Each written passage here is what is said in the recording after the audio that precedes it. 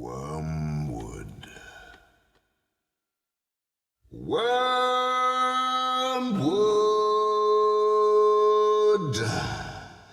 my dear, my very dear Wormwood.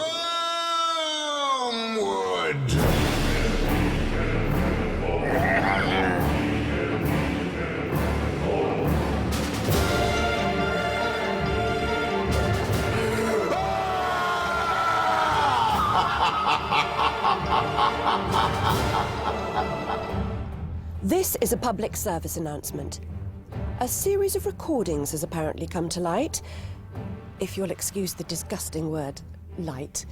Well, Screwtape Letters is a series of letters from a senior demon to an underling who turns out to be Screwtape's nephew. So should I just take it from a physical action rather than I'm not on a page for this, or? Yeah, no. Well, we get the page anyway, so you can see where the. If you can imagine an elderly and very experienced demon in the lowerarchy of hell, who is semi-retired but still gets involved now and again, and he's sending his young nephew out to start addressing human beings and dragging them down into the lower regions of hell.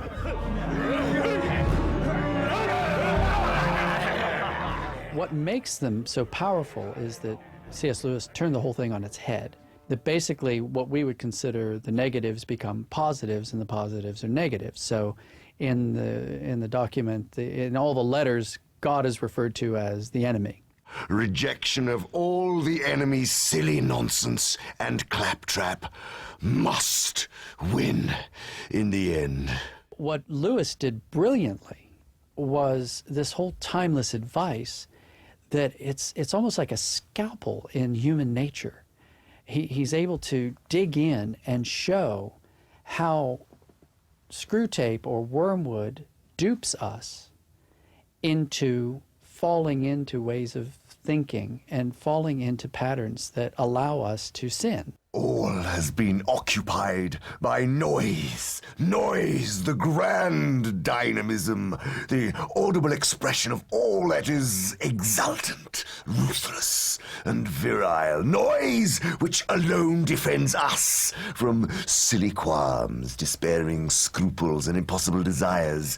The melodies and silences of heaven will be shouted down in the end.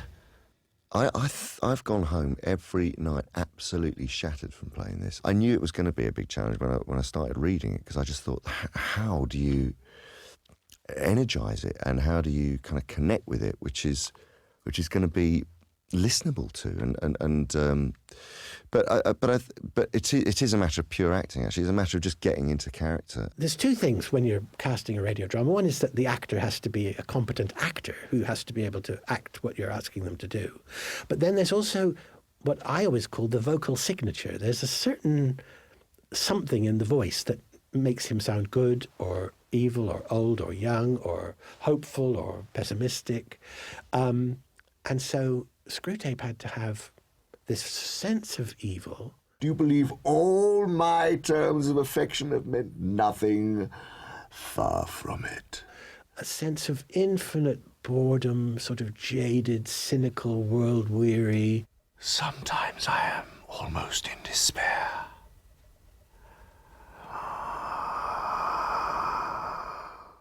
Had to be able to have flashes of anger.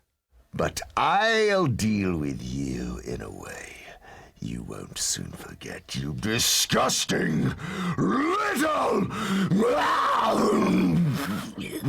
We were thrilled beyond repair when we were able to get hold of Andy Serkis, who is a most remarkable actor who can do so many different things with his voice. I know you're in here somewhere. Come out, my puppet, my pig's knee. There is great humour, and in the Screwtape Letters, there is enormous humour buried in there too. It's on the page when you read it, but it needs to be helped off, you know. But it's some lovely touches in it, I think.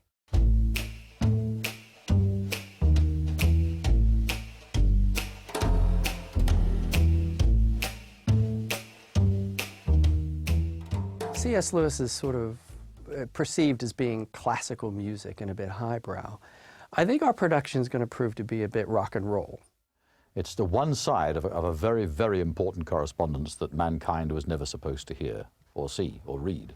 It escaped somehow from the halls of hell and got into the public domain, in a sense.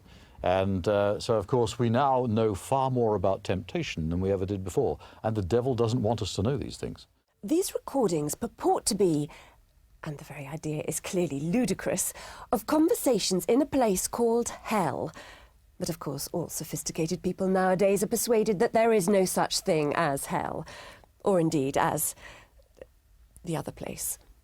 It's incredibly insightful. I think it challenges people on their assumptions about the world and eternity. It's been challenging because of the, you know, the moral quagmire that is the world we live in today. And actually he pinpoints some fantastically, he makes incredibly salient points about human behaviour. This production will not only, I believe, please Lewis fans, but may even get a new audience because of the way we're approaching it, that it will challenge people and hopefully bring insight into their lives about the spiritual dynamic of the world and of their decision-making and of truly of eternity. And we very much look forward to seeing you when the time comes. Meanwhile, come to me, Wormwood. Come and embrace your increasingly and ravenously affectionate uncle.